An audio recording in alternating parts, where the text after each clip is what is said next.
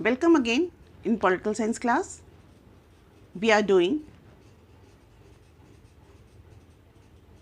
chapter 1 of book 2, that is challenges of nation building. And till today we have discussed the partition and the consequences of partition. Today we will discuss integration of princely state. In August 1947 we got independence, and now we have to take one step ahead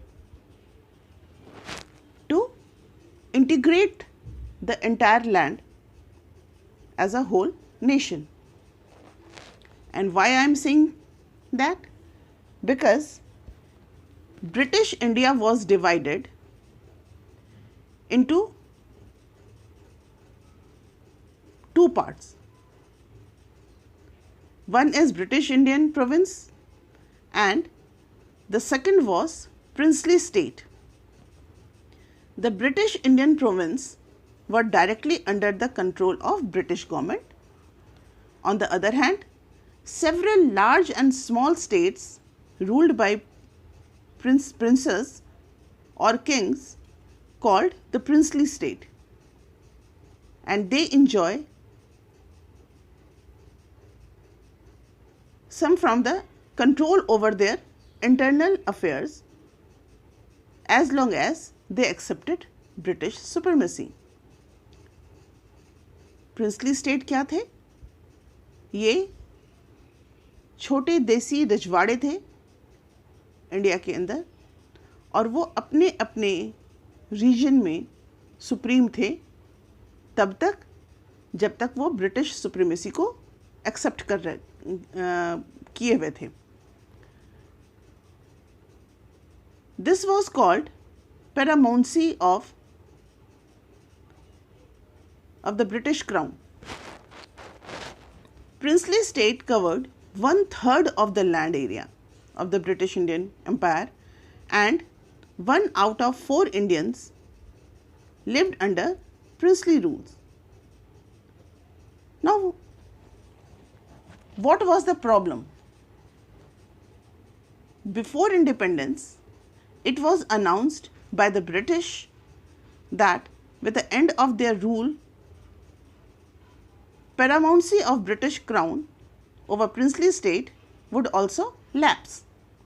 This meant that all these states, as many as 565 in all, would become legally independent. The British government took the view that all these states were free to join either India or Pakistan or remain independent if they so wished. This decision was left not to the people but to the princely rulers of these states. This was a very serious problem and could threaten the very existence of United India.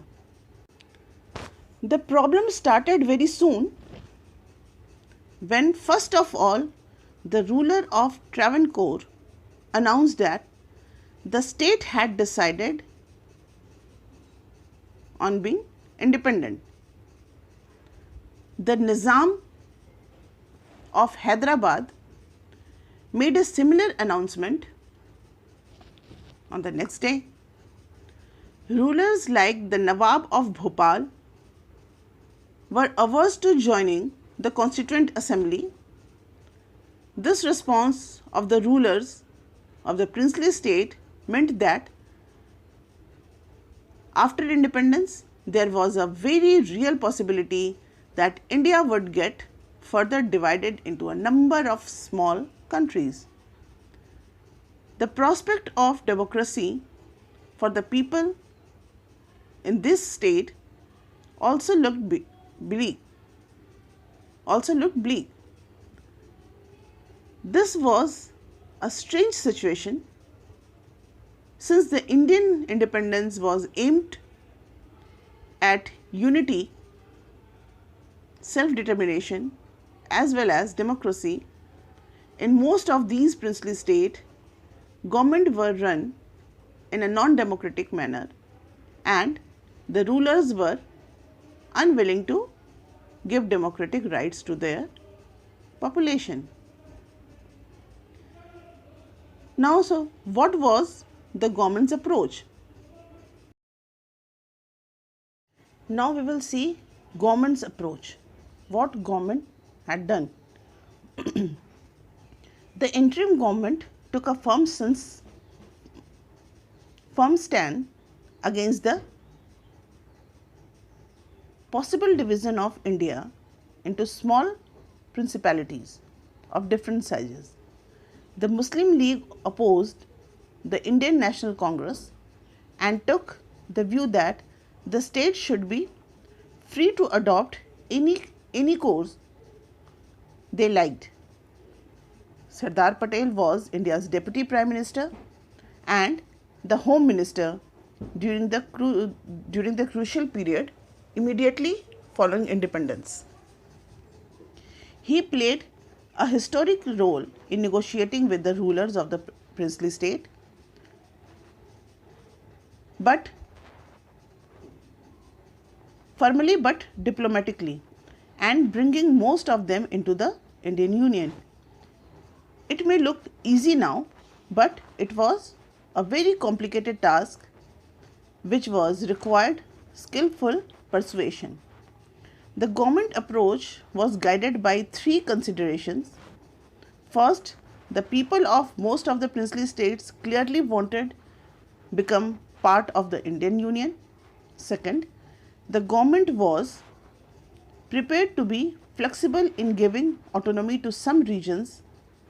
The idea was to accommodate plurality and adopt a flexible approach in dealing with the demands of the region.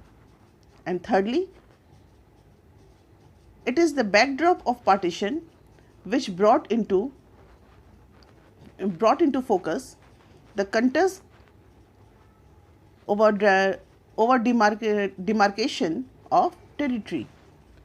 The integration and consolidation of the territorial boundaries of the nation had assumed supreme importance. So, government approach was under three considerations. First, second and third. Before 15th August 1947, peaceful negotiation had brought almost all states whose territory was contiguous to the new boundaries of India into the Indian territory. The rulers of most of the state signed a document called the Instrument of Accession, which meant that their state agreed to become a part of Union of India. Accession of the princely state of Junagadh, Hyderabad, Kashmir, Manipur proved more difficult than the rest. The issue of Junagadh was resolved after a plebiscite confirmed people's desire to join India. Now we will look what was the condition in Hyderabad. Hyderabad was the largest of the princely state, surrounded entirely by Indian territory. Some part of the old Hyderabad states are today parts of Maharashtra, Karnataka and Andhra Pradesh. Its ruler carried the title Nizam and he was one of the world's richest men. The Nizam wanted an independent status for Hyderabad. He entered into what was called the Standstill Agreement with India in November 1947 for a year while negotiations with the Indian government were going on. In the meantime, a movement of people of Hyderabad state against the Nizam's rule gathered force. The peasantry in the Telangana region in particular was the victim of Nizam's oppressive rule and rose against him. Women who had seen the worst of this oppression joined the movement in large number. Hyderabad town was the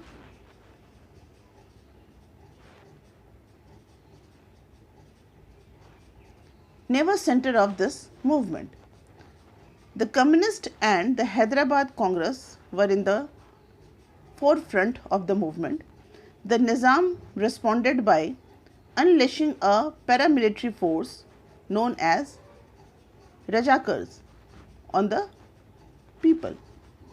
The atrocity and communal nature of the Rajakars knew no bound.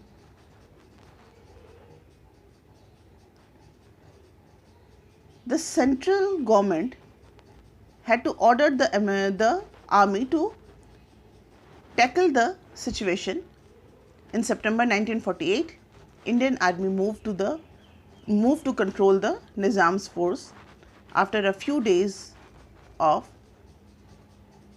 intermittent fighting, the Nizam surrendered. This led to Hyderabad's accession to India. Likewise, Manipur was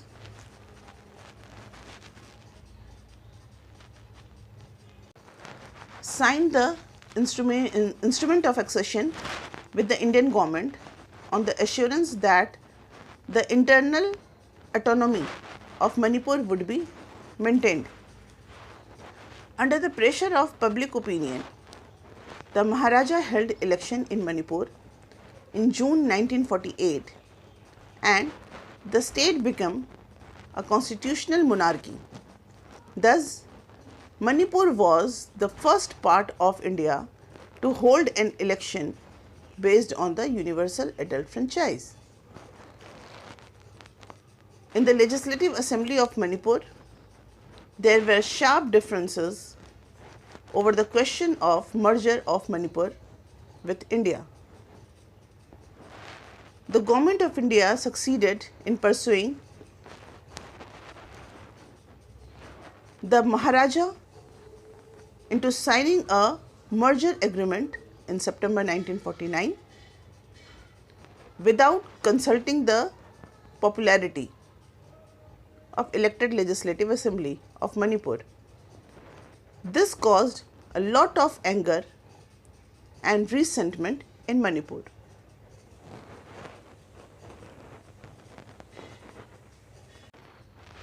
Now we will see recognition of the state, recognition recognition of Indian state. The process of nation building did not come to an end with partition and integration of princely state. Now the challenge was to draw the internal boundary of the Indian state. This was not just a matter of administrative division. The boundaries had to be drawn in a way so that the linguistic and cultural plurality of the country would be reflected without affecting the unity of the nation.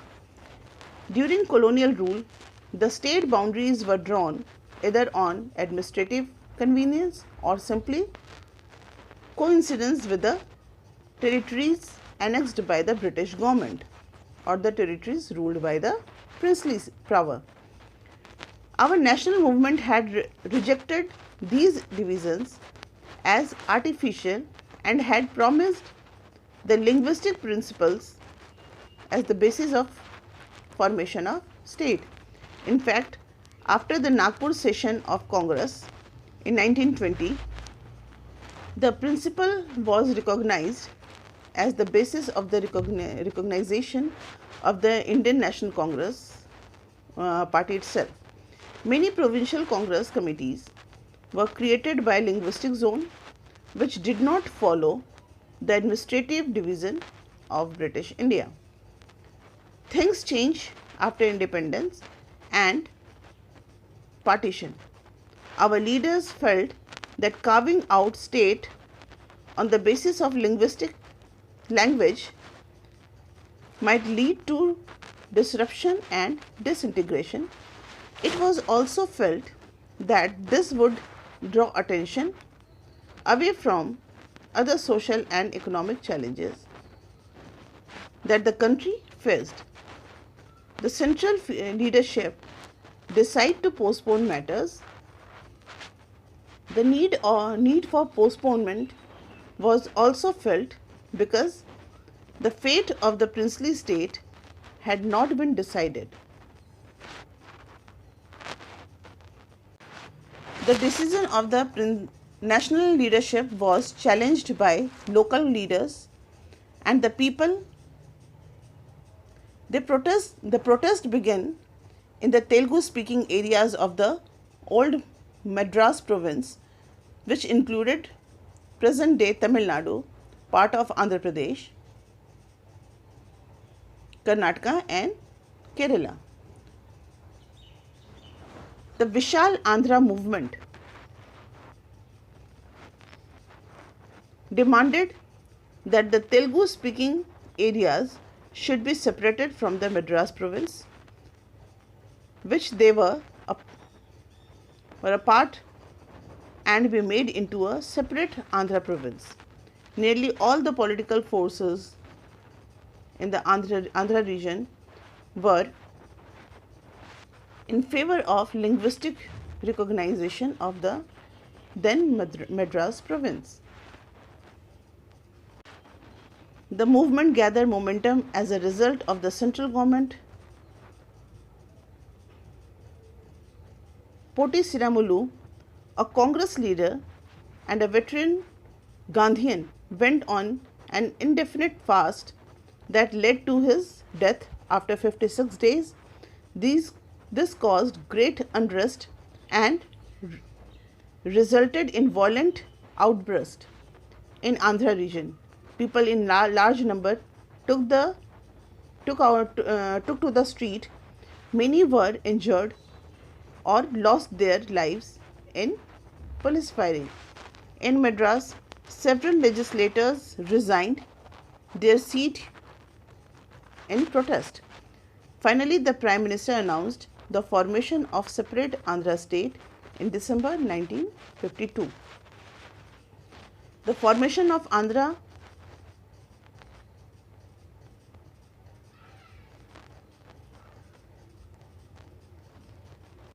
spurred the struggle for making of other state on linguistic line in other part of the country. These struggle forced the central government into appointing a state reorganization commission in 1953 to look into the question of redrawing the boundaries of the state. The commission in his report accepted that the boundaries of the state should reflect the boundaries of different languages. On the basis of its report, the State Reorganization Act was passed in 1956. This led to the creation of 14 states and 6 union territories. So these are the main topics of your first chapter.